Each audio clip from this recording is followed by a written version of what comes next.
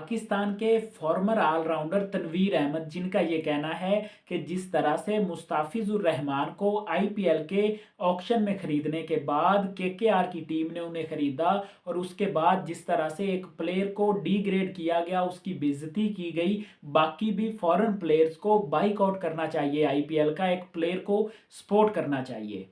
आखिर मामलात बीसीसीआई के क्या बने कि उन्हें एक प्लेयर, खरीदे हुए प्लेयर को रिलीज करवाना पड़ा केकेआर से। ये कहानी हसीना वाजिद से शुरू होती है, जिसको मोदी ने पनाह दी और बांग्लादेशी लोग उसे ट्रेस करना चाहते हैं, उसे वापस कंट्री में बुलाकर इबरत का निशाना बनाना चाहते हैं, लेकिन मोदी ने उसे पनाह दी हुई है। और ये मसाइल जो हैं वो पॉलिटिक्स में आते हैं, क्रिकेट में नहीं आते। लेकिन जिस तरह से बीसीसीआई ने पाकिस्तान के साथ पहल की, अब उन्होंने बांग्लादेश के साथ भी पहल कर दी है।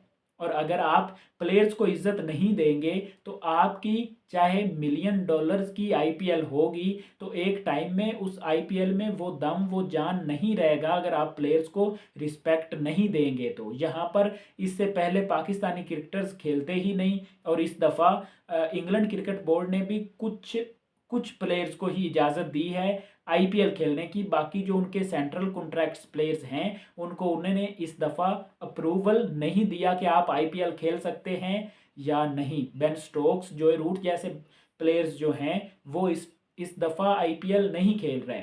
उसके अलावा अगर हम बात करें, इंग्लैंड से कुछ प्लेयर्स चूज़ किए जाते हैं, न्यूजीलैंड, साउथ अफ्रीका और ऑस्ट्रेलिया, इन 4 नेशन से ज़्यादा प्लेयर्स आईपीएल में होते हैं और ये टॉप की क्रिकेट कंट्रीज़ हैं, यहाँ से टॉप के प्लेयर्स ही आईपीएल में खेलते हैं। तो तनवीर अहमद का मुतालबा ये है कि सारे प्लेयर्स को बाइकआउट करना चाहिए आईपीएल का, और प्लेयर पावर स्ट्रेंथ का यूज़ करना चाहिए और मुस्ताफिजुर रहमान के साथ खड़ा होना चाहिए। इस मामले को यहाँ पर ही बांग्लादेशी क्रिकेट बोर्ड ने ख़त्म नहीं किया, बल्कि बांग्लादेश की तरफ से भी आया इंडिया को करारा जवाब। बांग्लादेश ने ये कहा कि अगर इंडिया अपने आप को सेफ महसूस नहीं बांग्लादेश में करता और इंडिया अगर बांग्लादेश के साथ बाईलैटरल सीरीज नहीं खेलना चाहता, तो बांग्लादेश का भी दो टोक जवाब है, हम इंडिया में वर्ल्ड कप खेलने नहीं आएंगे। ये बहुत ही बड़ा क्वेश्चन मार्क है, क्योंकि इससे पहले पाकिस्तान ने इनकार कर दिया है और पाकिस्तान के मैचेस भी शेड्यूल हो चुके हैं कि पाकिस्तान जो है वो श्रीलंका में खेलेगा। और अगर इसके चलते हुए बांग्लादेश भी इंडिया में नहीं जाता तो ये इंडियन क्रिकेट को बहुत बड़ा नुकसान है। ये बात अलग है कि इंडियन क्रिकेट बोर्ड बहुत ही ज़्यादा अमीर है, लेकिन एक टूर्नामेंट जिसके होस्टिंग राइट्स आपको मिले हुए थे वो पहले ही पाकिस्तान ने शेयर करवा दिए श्रीलंका में। अगर पाकिस्तान एग्री होता तो ये सारा टूर्नामेंट सिर्फ इंडिया में होता, और जब अब को होस्ट श्रीलंका को बनाया गया है तो ऑटोमेटिकली जितने भी मैचेस श्रीलंका के होंगे, अगर कोई इंडिया के साथ उनका मैच हो जाता है तो वो उन्हें शायद इंडिया में जाना पड़े, बाकी सारे मैचेस श्रीलंका अपने होम पर खेलेगा। तो श्रीलंका को भी पाकिस्तान ने एक बहुत ही बड़ा एडवांटेज दे दिया है, और पाकिस्तान की वजह से अब श्रीलंका के मैचेस भी उनके होम ग्राउंड्स पर होंगे और उनकी मर्जी से शेड्यूल किए जाएंगे।